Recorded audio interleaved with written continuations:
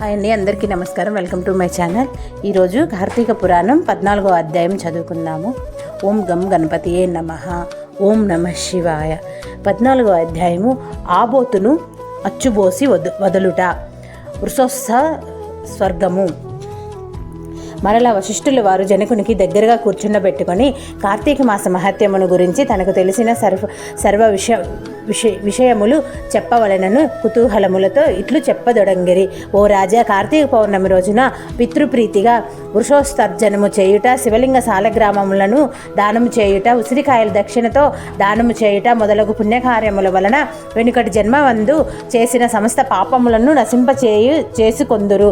వారికి 1,000,000 యాగములు చేసిన ఫలము దక్కును. ప్రతి మనుజునికి పితృదేవతలను తమ వంశమందెవ్వరు ఆబోతునకు అచ్చువేసి వదులురో అని ఎదురు చూసుచుందురు. ఎవరు ధనవంతుడయ్యుండి పుణ్యకార్యములు చేయక దాన ధర్మములు చేయక కడకు ఆబోతునకు అచ్చువేసి పెళ్లి అయినను చేయడో అట్టివాడు రౌరవాది సకల నరకములు అనుభవించటయేగాక వాని బంధువులను కూడా నరకమునకు గురి చేయును. కాన ప్రతి సంవత్సరం కార్తీక మాసమున తన శక్తి కొలది దానము చేసి నిష్ఠతో వ్రతమాచరించి సాయం సమయమున శివకేశవులకు ఆలయమునందు దీపారాధన చేసి ఆ రాత్రి అంతయు జాగరముండి మరునాడు తమ శక్తి కొలది బ్రాహ్మణులకు సన్యాసులకు భోజనమిడిన వారు ఇహపరమదులందు సర్వసుఖములను భవింతురు. కార్తీక మాసంలో విసర్జింపవలసినవి: ఈ మాసమందు పరాన్న భక్షణ చేయరాదు, ఇతరుల ఎంగిలి ముట్టకూడదు, తినకూడదు, శ్రాద్ధ భోజనం చేయకూడదు, నీరుల్లిపాయ తినరాదు, తిలదానము పెట్టరాదు, శివార్చన సంధ్యావందనము చేయని వారు వండిన వంటలు తినరాదు, పౌర్ణమి అమావాస్య సోమవారముల నాడు సూర్యచంద్ర గ్రహణపు రోజుల యందున భోజనం చేయరాదు, కార్తీక మాసమున 1 రోజులు కూడా రాత్రులు భుజింపరాదు, విధవ వండినది తినరాదు, ఏకాదశి ద్వాదశి వ్రతములు చేయువారలు ఆ 2 రాత్రులు తప్పనిసరిగా జాగారము ఉండవలేను, ఒక్క పూట మాత్రమే భోజనము చేయవలేను. కార్తీక మాసములో తైలము రాసుకొని స్నానము చేయకూడదు, పురాణములను విమర్శించరాదు. కార్తీక మాసమున వేడి నీటితో స్నానము చేసిన కళ్ళుతో సమానమని బ్రహ్మదేవుడు చెప్పెను. కావున వేడి నీటితో స్నానము కూడదు. ఒకవేళ అనారోగ్యము ఉండి ఎలాగైనా విడువకుండా కార్తీక మాస వ్రతం చేయవలనన్న కుతూహలం గలవారు మాత్రమే వేడి నీటి స్నానం చేయవచ్చును. అటుల చేయవారులు గంగా, గోదావరి, సరస్వతి, యమున నదుల పేర్లను మనసులో స్మరించి స్నానము చేయవలేను. ఏ నది తనకు దగ్గరలో ఉంటే ఆ నదిలో ప్రాతకాలమున స్నానము చేయవలేను. అటుల చేయని ఎడల మహాపాపి అయి జన్మములు నరకూపమున బడి కృతించురు. ఒకవేళ నదులు అందుబాటులో లేనప్పుడు నూతి దగ్గర కానీ చెరువునందు కానీ స్నానము చేయవచ్చును. అప్పుడు ఈ క్రింది శ్లోకములు చదివి మరీ స్నానమాచరించవలేను.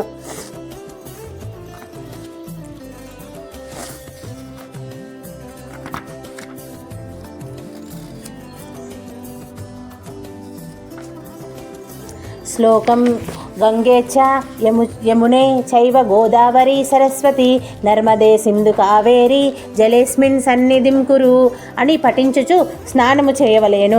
కార్తీక మాస వ్రతము చేయువారు పగలు పురాణ పఠనం, శ్రవణం, హరిహద కాలక్షేపములతో కాలము గడుపవలెను. సాయంకాలమున సంధ్యావందనాదికాది కృత్యములు ముగించి పూజా మందిరమునున్న శివున కల్పోక్తముగా ఈ క్రింది విధమునుగా పూజింపవలేను.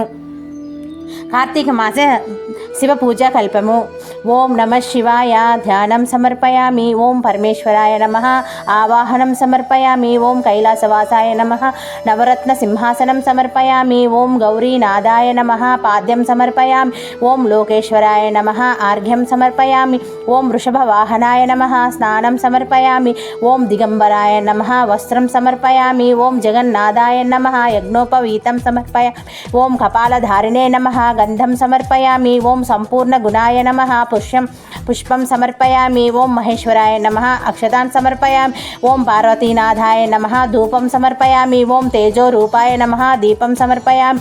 ఓం లోకరక్షాయ నమః నైవేద్యం సమర్పయామి. ఓం త్రిలోచనాయ నమః కర్పూర నీరాజనం సమర్పయామి. ఓం శంకరాయ నమః సువర్ణ మంత్ర పుష్పం సమర్పయామి. ఓం భవాయ నమః ప్రదక్షిణ నమస్కారాన్ని సమర్పయామి. ఈ ప్రకముగా కార్తీక మాసమంతయు పూజించవలేను. శివ సన్నిధిని దీపారాధన చేయవలెను. ఈ విధముగా శివ పూజ చేసిన ఎడల ధన్యుడగును. పూజానంతరం తన శక్తిని బట్టి బ్రాహ్మణులకు సమారాధన చేసి దక్షిణ తాంబూలాది సత్కారములతో సంతృప్తి పరచవలేను. ఇటుల చేసిన 100 అశ్వమేధ యాగములు చేసిన ఫలములు 1000 వాజపేయి యాగములు చేసిన ఫలములు కలుగును. ఈ కార్తీక మాసం నెల రోజులు బ్రాహ్మణ సమారాధన, శివకేశవుల సన్నిధిని నిత్య దీపారాధన, తులసి కోట వద్ద కర్పూర హారులతో దీపారాధన చేసిన ఎడల వారికి వారి వంశీయులకు పితృదేవతలకు మోక్షము కలుగును. శక్తి కలిగియుండి కూడా ఈ వ్రతమును ఆచరించిన వారు 100 జన్మములు నానా యోనులందున జన్మించి తరువాత నక్క, కుక్క, పంది, పిల్లి, ఎలుక మొదలగు జన్మలెత్తుదురు. ఈ వ్రతము శాస్త్రోక్తముగా ఆచరించిన ఎడల 15 జన్మల యొక్క పూర్వజ్ఞానము కలుగును. వ్రతము చేసినను, పురాణము చదివినను, విన్నను అట్టి వారలకు సకలైశ్వర్యములు కలిగి మోక్ష ప్రాప్తి కలుగును. చతుర్దశాధ్యాయము 14వ రోజు పారాయణము సమాప్తము. ఓం నమః శివాయ.